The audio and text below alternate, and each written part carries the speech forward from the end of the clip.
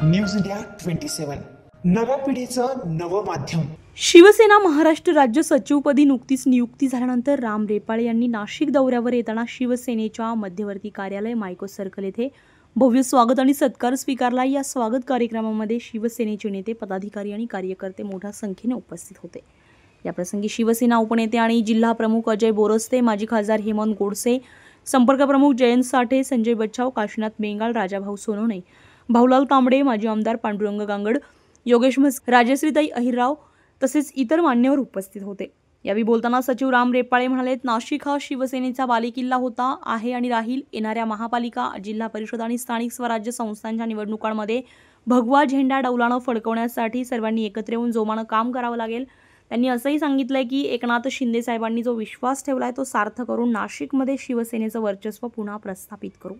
या कार्यक्रमामध्ये महिला आघाडीच्या सुवर्णाताई मटाले, रंजनाताई बोराडे, युवा सेना जिल्हा प्रमुख रुपेश पालकर, विद्यार्थी सेनेचे किरण फडोळ, महानगर प्रमुख दिगंबर नाडे यांच्यासह विविध आघाड्यांचे पदाधिकारी आणि शिवसैनिक मोठ्या संख्येने सहभागी झाले होते। कार्यक्रमात उपस्थित मान्यवरांनी आपलं मनोगत व्यक्त करत राम रेपाळे यांचं अभिनंदन केले आणि आगामी निवडणुकांसाठी शुभेच्छा दिल्या। या महाराष्ट्रामध्ये किती जिल्हे, किती जिल्हा प्रमुख होते, परंतु एका जिल्हा प्रमुखाचं नाव घेतलं जातं ते म्हणजे ठाणे जिल्हा प्रमुख गुरुवर्य धर्मवीर आणि पदं येतात, पदं जातात, पदं पुन्हा येतात। काही लोकांना प्रचंड मेहनत करून सुद्धा पदं मिळत नाही, काय हवे मिळत नाही। पण आपण शिवसैनिक आहे, शिवसैनिकांचा जो पिंड आहे तो कधीही स्वच्छ घरी बसून देणार नाही। तुम्ही आता माझ्यासमोर किती काय बोलले, तुमच्या मनासारखं नाही झालं तरी तुम्ही शांत बसणार नाही, कारण आपण बाळासाहेबांची शिवसैनिक आहोत, आपण दिघे साहेबांची शिवसैनिक आहोत। आणि मग गुरुवर्य धर्मवीर आणि दिघे साहेबांनी तालमीत तयार झालेले आपण सारे आम्ही शिवसैनिक, त्यातला एकनाथ संभाजी शिंदे आणि मग त्यांना अभिप्रेत असलेलं कार्य ह्या महाराष्ट्रात कसं उभं करायचं, त्यासाठी साहेब बघा शाखा प्रमुख होते, नगरसेवक झाले, सभागृह झाले, आमदार झाले, जिल्हा प्रमुख झाले, जिल्हा संपर्क झाले, मंत्री झाले, विरोधी पक्षनेते झाले, पुन्हा मंत्री झाले आणि महाराष्ट्र राज्याच्या मुख्यमंत्री पदावर सुद्धा बसले।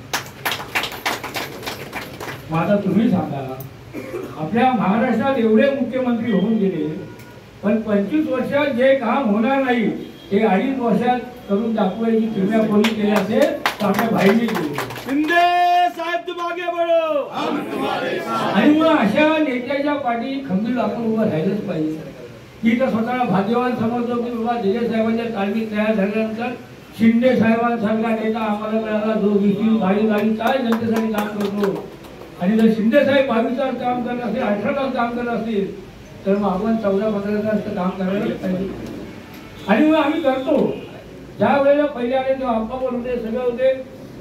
तुम्हाला सांगतो, मेंगराळ साहेबांनी तिथे स्वागत केलं घाटन देवीला, आप्पा होते। आप्पानी दिल्लीवरून निघून आले आप्पा आणि सगळी टीम सरसावली आणि मग साहेबांचं असं प्रचंड असं स्वागत झालं। रात्री 2:30-2:45 आपण पिंपळगाव रोडच्या टोलनाक्यावर होतो, भाऊलाल तांबडे तिथे उभे होते। 3-3.5 हजार लोक सकाळी सुद्धा उभे होते। असं प्रेम कुणाच्याही नशिबात मिळत नाही। आणि शिंदे साहेब कुठे लंडन किंवा युरोपला जाऊन 22-22 बसत, तो शेतकऱ्याचा मुलगा शेती करायला गेलं तरी तुम्ही त्यांच्या विचार करता, तुम्ही करणार काय? तुम्ही किती टीका केल्या, काय केलं, पण साहेबांनी टीकेने उत्तर नाही दिलं तर त्यांनी कामाने उत्तर करून दाखवलं। असे आपले शिंदे साहेब। मग 2.5 वर्षामध्ये जे कार्य केलं, तुम्ही सांगा की तमाम लाडक्या बहिणींचा लाडका भाऊ होण्याचा मान आतापर्यंत कुठल्या मुख्यमंत्र्यांना नाही मिळाला, तो तुमच्या शिंदे साहेबांना, आमच्या शिंदे साहेबांना। सगळे बोलायचे